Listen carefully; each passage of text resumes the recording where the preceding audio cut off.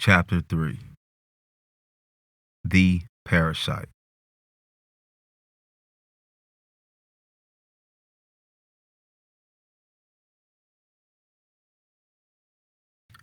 This chapter is a pillar of this book. Over the past 10 years, since I've been in a personal relationship with God, the information you will read now is something that I know for a fact to be true, and I pray that I find the words to communicate it effectively. In one way or another, the rest of this book will relate to overcoming this unfortunate circumstance. I believe my purpose in this life experience was to deliver this message and assist in the atonement. I will do my best to put into words what I've experienced in the supernatural, but realistically, this reality can only be observed, not learned. I will attempt to summarize a decade of spiritual enlightenment and pursuit of internal peace through warfare with a few pages. However, it is undeniable that this truth can only be confirmed by first-hand knowledge rather than revelation.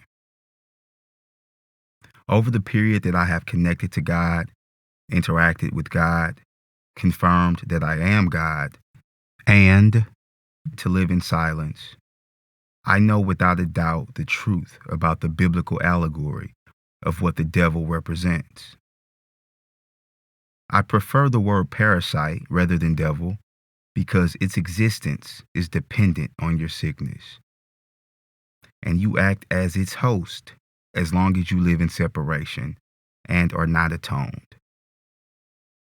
The parasite is the self-aware brain, continually working to keep you in a mental prison, identifying with the lower mind, so that you will not realize your spiritual identity. Just as the mind has duality in separation, the brain has dichotomy, both figuratively and literally. There are two sides to the brain, and as long as you live in separation or are unatoned, there will be two entities occupying the lower conscious mind, the being and the parasite. The parasite is the mirror of the soul, the brain, or the other side of the self. The spiritual being or being is not a function of the brain, but is connected to it and uses it as a tool to interpret, just as it uses the body to feel. Being is centered in the crown chakra and interacts with the brain through the pineal gland or third eye. Again, the spiritual being, like universal consciousness, is infinite, but is isolated and highlighted in the chakras to create the dream of individuality. Most believe their consciousness is just what they are. It is also what you are within. So everything in the universe has consciousness to some degree. The parasite is innately aware of itself and understands its existence and dominance is dependent on the separation. It lives in jealousy of you because it does not have access to the senses to experience the physical world except through your interpretation. It understands that if you were aware of your true nature, you could silence it and take control of the internal dialogue. However, it will do anything to ensure its survival. Another reason that a house divided will not stand. The parasite is limited to an internal voice and the coordination of internal processes, leaving it without sight, touch, smell, etc. So it envies you and will never show you mercy. That is why the Prophet Muhammad of Islam said, "The greatest jihad is to battle your soul, to fight the evil within yourself." If it's hard to conceive of something having self-awareness or autonomy within the body. Consider that billions of cells are active inside you, growing, reacting, and reproducing, all with some self-awareness. Consciousness, being, or the I am that we are all a part of exists throughout the universe. All that is, all that was, and all that will ever be exist within God's mind. So self-awareness is infinite. In atonement, you see that the earth and all its inhabitants are alive and are one, whether tree or beast. The parasite's primary weapon is your misbelief in identity or individuality as a result of the separation. It works to keep you focused on desire, fear, judgment, lust, greed, drugs, sex, money, or anything that will keep you from realizing you are identical to every other being in the universe. It uses multiple weapons like politics, race, religion, social status, wealth, identity, and geography to keep you in the lower mental state. Still, the ultimate goal is for you to be wrapped in a web of dogmatic self-identification to people, places, and things, so that you will remain inundated with perpetual thought and emotion and never pursue atonement. Furthermore, it is not just a mental and spiritual battle with the parasite, because it is physically working to keep a veil over the third eye so that you will not see the light of your divinity and pursue your spiritual reality. I know this because during absolute silence, to seek atonement, when the third eye was completely open, the parasite works vigorously to close it in real time. That is one reason I know it is not only a supernatural war, but a physiological battle. However, you must embark on a journey of mental silence for the full realization of this ultimate truth. The parasite is present within us from birth and creates a false identity that it can feed on until we pass on to the next domain. It can only keep you subjugated if you are lost in constant thought and unaware of your spiritual nature. Your spiritual eye is closed, and the parasite works tirelessly to keep it that way and will continue to until full atonement. Even as you grow spiritually and identify as a spiritual being, internal warfare with the parasite or devil will be continuous until you fully atone.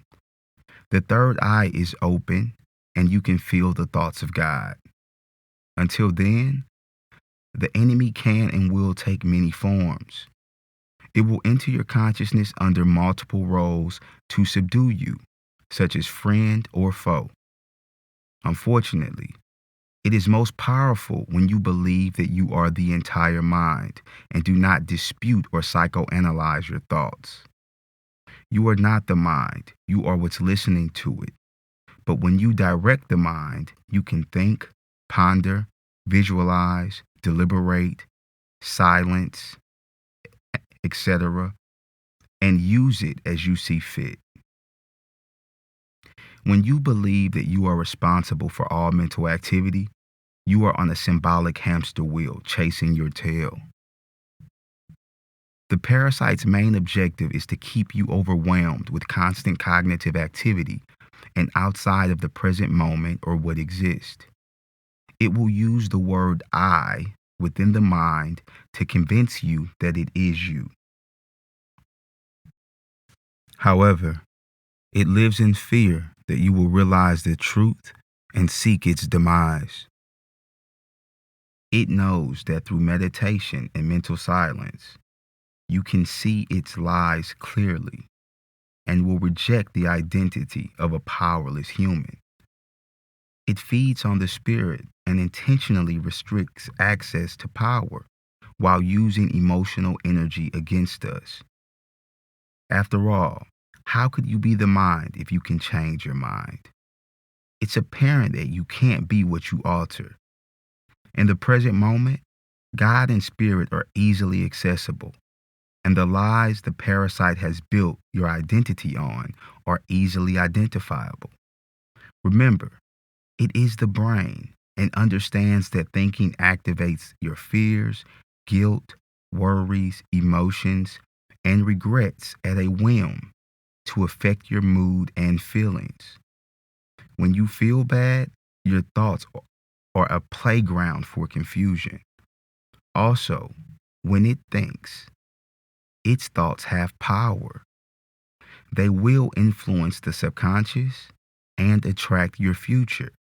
So its timely destruction, though difficult, is essential to your individual growth and evolution of the species. What is the source of all pain, stress, death, destruction, and savagery on the planet? What causes you to doubt and hate yourself or contemplate suicide? How many times have you wondered, why am I thinking this way? Why are the people with the most often the least content? One answer: the brain. Heaven and hell are not places you travel to after death. Death is an illusion in and of itself. Heaven is a way of being, or nirvana, when you are fully atoned, filled with light, innately aware of power, living in the higher mental state, and view the world with a spiritual lens. Then you are one with the living God, so her will, existence, power, thoughts, and presence are within you constantly. Hell is the reality you live now, a hopeless existence, identifying with things outside of you under the influence of the satanic brain. As long as your idea of God and Satan is external, then you will never awaken to this divine truth. Heaven is the spiritual awakening of enlightenment, and to live wholly connected to God eternally, like the story of Adam. Heaven is to feel God's thoughts and fully identify as a spiritual being without a doubt while interacting with the physical world. There are degrees of enlightenment or levels to nirvana. When you fully atone and live in the light like Adam, you will easily manipulate time and space with God's direction. Mental silence is the nature of being, so that we can feel God think and allow the Holy Spirit to guide us at every moment. Perpetual thought is unnatural and the cause of much of the suffering on earth. You can think and create at will, but the mind is fragile, and you should use thoughts strategically, not carelessly. This internal warfare is not a new concept and has been a function of the earthly beings' fall from grace for ages. For so long, people have been looking for a devil or fallen angel ravaging the earth. Some believe there's a horned monster in the center of the planet. Others think evil spirits attack individuals through persuasion or by jumping into the body. Nevertheless, the earth is in harmony without the human brain. If all human life ceases to exist, the planet would arguably be a utopia. Ecosystems would function harmoniously, and nature would flourish. Furthermore, if there were a physical devil or evil energy ruling over the planet, why aren't there more examples of animals terrorizing one another? If an external enemy ruled the world, I imagine other living creatures would be a great tool to instill fear and create chaos. However, most animals live peacefully and do not pose a threat to life on Earth. The monster of the planet and primary menace is the human. Moreover, you are all witnessing the decay and decadence of Mother Earth, and many have no concern. You can see the oncoming doom due to climate change and melting glaciers in the Arctic Ocean, but can't stop thinking about your desires, fears, and wants long enough to care that you are destroying yourself. Many would agree that their brain seems to work against them rather than for them. You must realize that it is your enemy. The worst parts of human interaction and experience result from the spiritual separation from God and the birth of fear through self-identification. When you falsely identify as a human being instead of a spiritual being, you exist as the self. When you subconsciously identify as the self, you forgo your spiritual identity. While existing as the self, the parasite attaches you to its internal dialogue so that you believe you're creating the thoughts and visions it makes. In addition to the constant internal dialogue and mental daydreams I often refer to as mind movies, the parasite will actively encourage your engagement in external activities that will perpetuate the lie of individuality to keep your focus outside of the moment, which is all that exists. TV, music, video games, books, and social media are all mediums that can negatively influence the subconscious. While modern stimuli in moderation might seem harmless, when you overindulge and couple it with the self-aware parasite, these external forces can play a significant role in remaking your personality, worldview, or attitude. We've established that everything you give your attention to can affect the subconscious if you do not actively guard what you ingest. The parasite will use all types of information and concepts to create mind movies and ideas long after you've disconnected from sources of information. Through repetition, thoughts become ideas, ideas become beliefs, and beliefs become identity. When the subconscious has fully acquired an idea, the self begins to identify with it. For instance, consider a person that moves to a new city or country. Within a few years, that person can unknowingly adopt the local's accent or dialect without noticing or trying. Just hearing the language in repetition often changes the subconscious mind. Another example is the influence the Hollywood movies, celebrities, and fashion houses have on culture and expression. Movie and media networks became well aware that they could indoctrinate society with their ideas in cinema's early years. Although propaganda existed well before filmmaking, audiences would begin to mimic the actors from popular box office hits and TV shows after the television's invention. The parasite is well aware of the subconscious mind's fluid nature and disposition to do as it sees and hears due to the separation. The devil knows external mediums are continually hypnotizing you, so it purposely keeps you gravitating to the most harmful information. One of the parasite's primary objectives is to maintain your belief that you are a mere insignificant human, alone in the world, existing within limitation as the self. The false identity of the self is a thought construct created over time through subliminal and direct messages becoming internal beliefs in the subconscious mind. The thought construct of the self is I am me, you are you, and God is God. But essentially, you are alone and powerless on earth, competing with billions of other selves. Since most earthly beings exist within this false identity, nurture and communication continually reinforce this internal narrative. The self becomes the false, fluid, and fragile identity of the spiritual being. The things we identify with can be as stern as ethnicity or as elastic as a job. Regardless, When you identify with anything, you become dependent on it or mentally attached to it in some way, and it influences the mind and body, or what you think and feel. The parasite will always use identity as a primary weapon to further attachments to things and create dependency. Once your subconscious has accepted any thought construct, your emotions can be manipulated by it.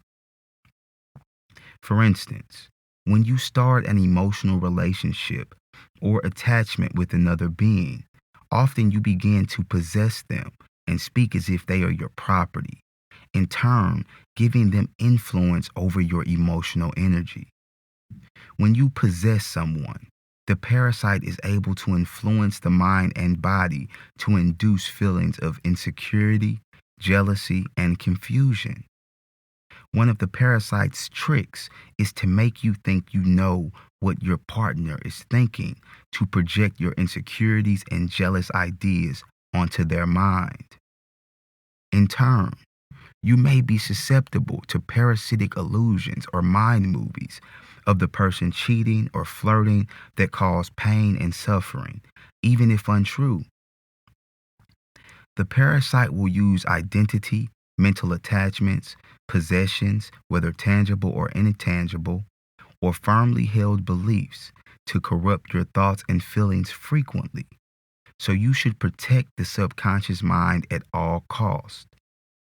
To fully protect the subconscious, you must be on guard and analyzing your thoughts at all times. But you will never be secure from the parasite until you fully atone. Nonetheless, pursuing a monk-like lifestyle of no thought will give you the ability to decrease its power and control over your mind. The false identity of the self and its attachments create sadness, depression, anxiety, stress, or hopelessness. For instance, it feels good to identify with your body when you are comfortable with how you look, but it can be devastating when you gain weight, lose your hair, or get acne.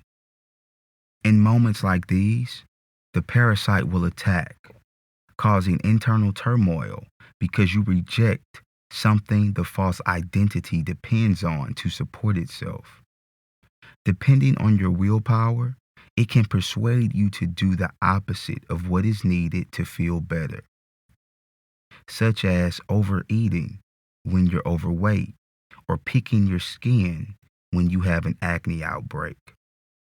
The parasite understands that you are in a web of self-fulfilling prophetic negativity, right where it wants you to be, as long as you identify as the self, because undoubtedly you will be mentally and emotionally attached to something external. To discover what you are attached to or what has the power to disrupt your emotional energy, try to ponder what you possess, such as a house, car, or sports team. Sports teams are a great example of identity attachments because it seems implausible that you would attempt to have ownership of something so abstract or that does not belong to you. Still, any fan can attest to how much their team losing can affect their mood. Identity attachments and dependency on external objects result from the separation from universal being and searching for substitutes for power, peace, harmony, happiness, love, abundance, bliss, etc., which are only available internally in atonement. You have not lost any spiritual power, but what you can manifest is dependent on what you believe you're capable of. You must know before you can do. Most earthly beings are unaware of the spiritual realm or supernatural power, so they exist in limitation. In reality, you have always been being, the most powerful consciousness in the universe, because it is within the only consciousness in the universe. Before my divine awakening, I was an extremely confident person. I always thought I was the smartest person in every room, and the self identified with intellect and my father's imitation. It was rare that I analyzed my mind or doubted my ability to accomplish goals. I believe I was what I call a super self, meaning I held very positive ideas about the self. I believed I was the entire mind without question and rarely questioned my thoughts or mental processes. I was somewhat successful throughout my life because self confidence and a positive mental attitude will activate spiritual power and universal law inadvertently. Regardless of false identities or attachments, you are all spiritual beings, and universal law is infinite, so your thoughts create your reality. To what degree depends on knowledge, labor, and practice. The more massive the self, the more sensitive you are to others' verbal criticism or imagined thoughts, because your identity builds on the superiority complex. Still, it may also enhance your will and focus on the completion of your goals. The parasite will make a mental trap of identification on almost anything as long as you allow it into the subconscious. The parasite will encourage attachment. Religion, money, culture, ethnicity, talent, sense of humor, spouse, etc., are all things that can make you feel like you're better or above others and furthers the identification with the self. The parasite lives in fear that you will realize that you are not the thoughts you listen to within the mind and will eliminate it. It wants to control your thoughts, habits, and experiences to ensure its survival. It's aware of your true nature and knows that you're not supposed to exist in a state of self identification separated from God, but will do anything to keep you asleep. Its natural role is to be a machine used for God's will. In some respect, it still is your creation because you actively form neurological processes within it, and it is a reflection of the soul. Deciding to continue to exist as a human and identify as the self furthers the separation created when the species left atonement. So the brain is still following your will, allowing and encouraging your evolution as a beast. The spiritual being's natural role is to observe God's greatness and be a vessel for God's will. God created us in her image to worship and witness divine magnificence and share in the creation of the universe. In atonement, the brain's natural function is to be a tool in the creative process. Since you live in separation, identifying with the self or lower mind, the parasite reigns supreme, imprisoning you in an internal hell of perpetual mental lies and illusions. It understands that you believe in these false ideas and is always ready to attack and condemn you when anything threatens identity constructs. For instance, if you think you're the president of a company, rich, or a husband, and you lose what you identify with, you will feel as if you have lost yourself, causing grave emotional distress and negative vibrations. When the constructs you identify with are vulnerable, the parasite will begin to attack you to occupy you with negativity until new attachments form.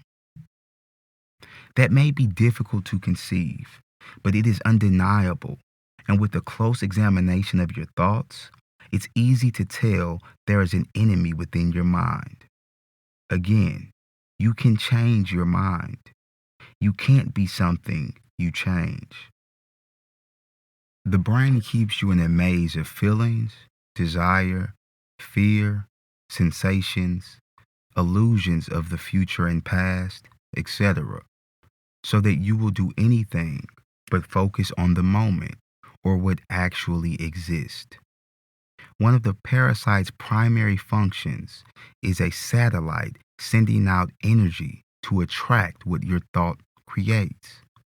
In this upside down, inside out internal hell, the enemy is manipulating your feelings and thoughts so that you obsess over material objects that are necessary for your confinement and imprisonment. Consciousness is God and is everywhere. Its elevation and isolation create the life experience, per universal being's discretion.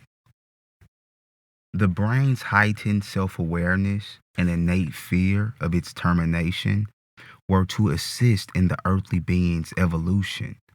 For example, as you evolved, the brain helped to memorize places, animals, or situations that might cause harm if the conscious lower mind did not recall the danger. The brain's self-awareness was essential to your evolution as a species as you lived amongst predators.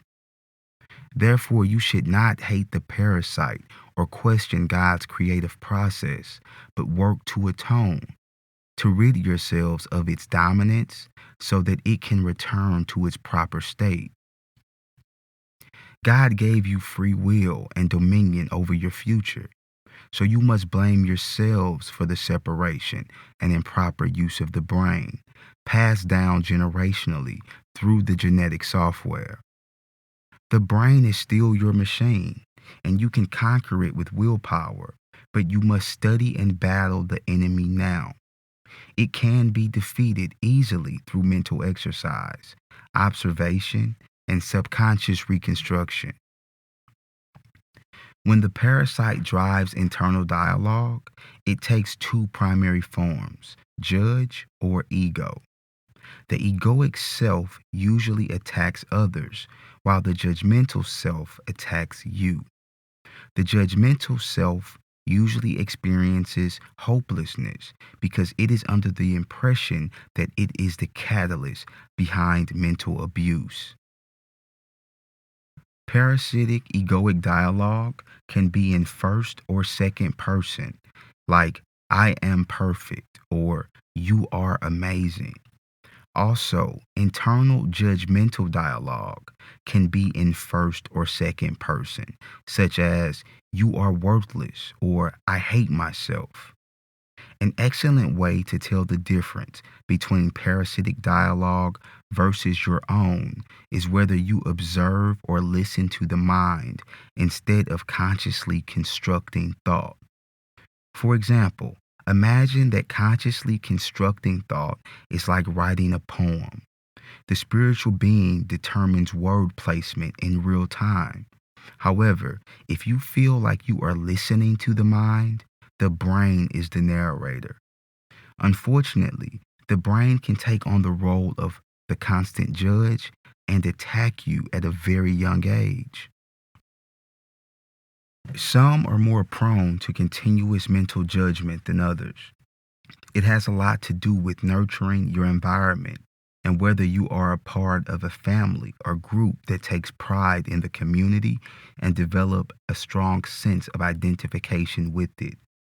If you feel lonely or different from others and have trouble fitting in as a child, the parasite may build a critical thought system early, creating low self-esteem.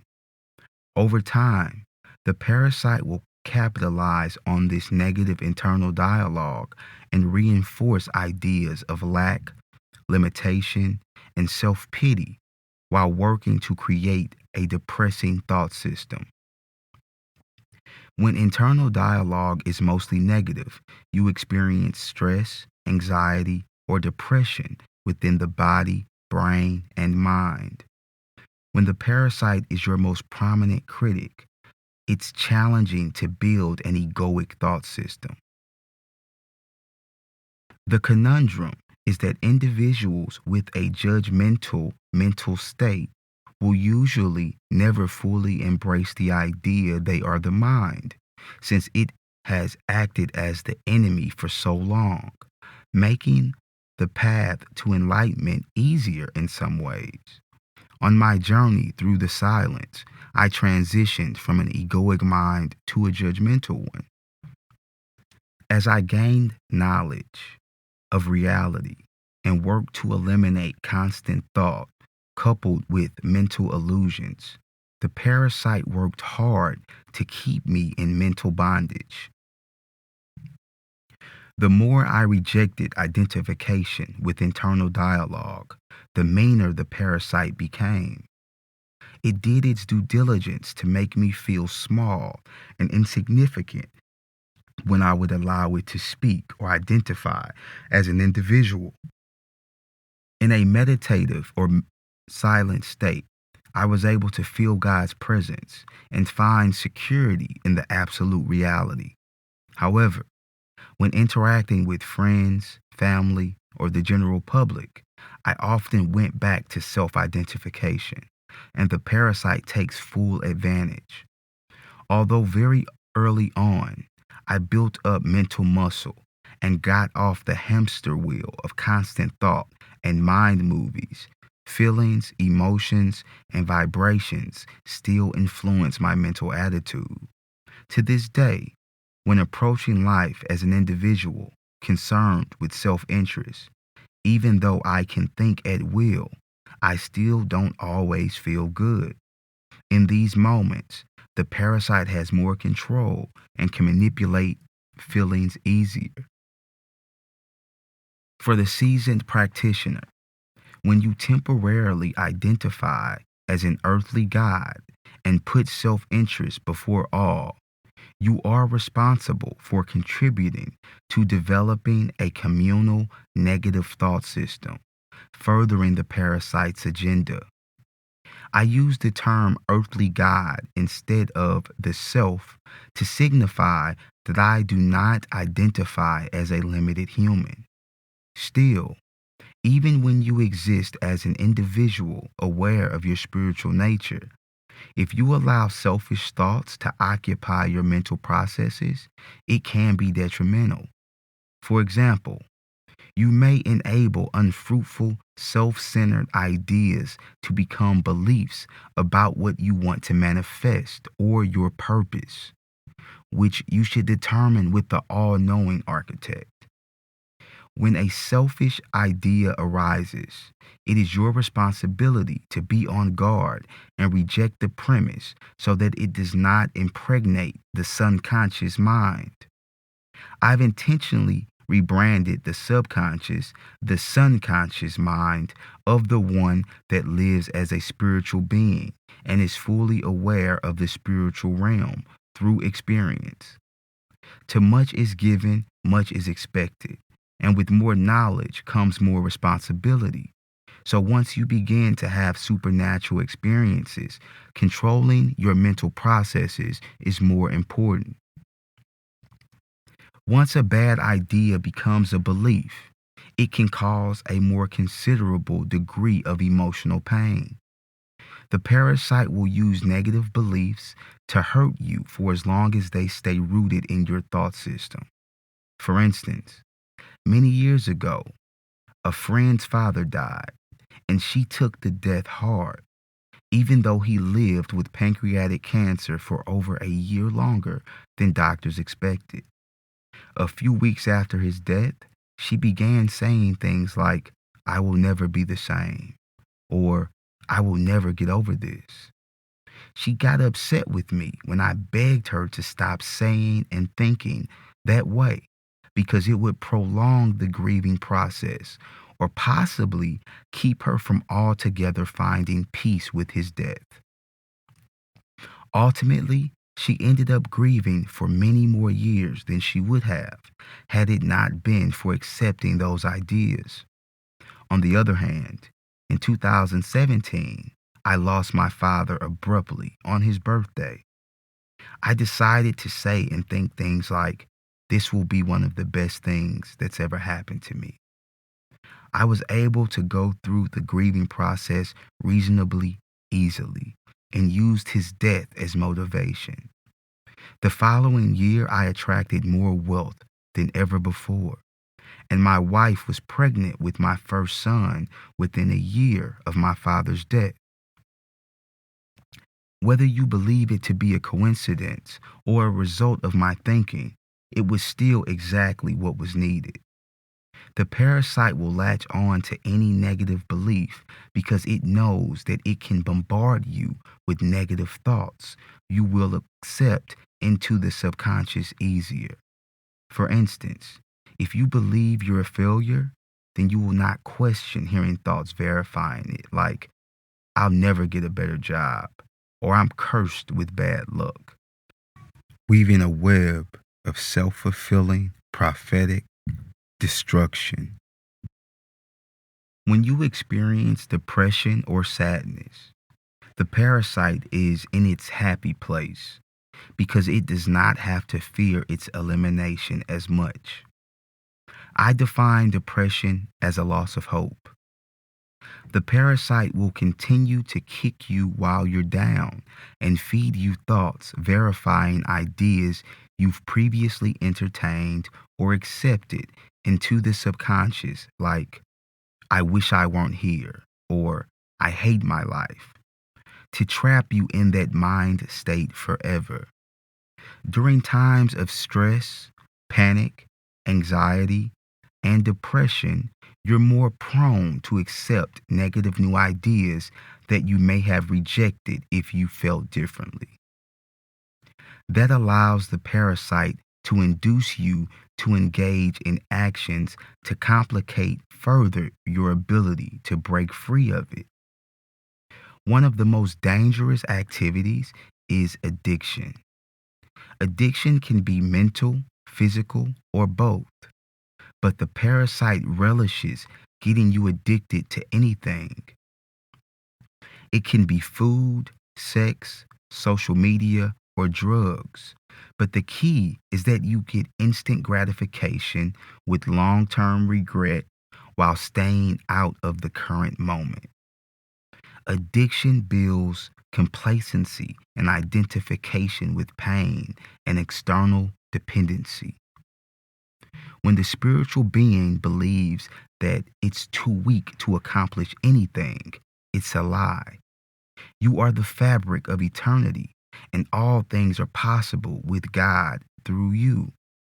However, mental attachments like addiction make you believe that you can't overcome pain and increase the loss of hope. Regardless, if the brain is the predominant thinker and producing mind movies, whether egoic or judgmental, as long as you listen to constant thought, it is the parasite, and the spirit is listening. It takes prolonged mental silence and meditation to know thyself and realize that you're only a spiritual being, as is everything else in the universe. All of you must begin to psychoanalyze yourselves to discover the truth and combat the enemy that seeks your collective destruction. Its primary agenda is its continued survival, and it will stop at nothing to engineer it. The more powerful, rich, smart, and vain an individual is, the more likely they will be a super self. Super selves tend to be a lot more self-centered, giving the parasite the ability to use them easier to cause more harm to the planet or other earthly beings. The parasite is aware of its existence within every individual and seeks to close the third eye forever within us all so that atonement is impossible. We must save us from ourselves.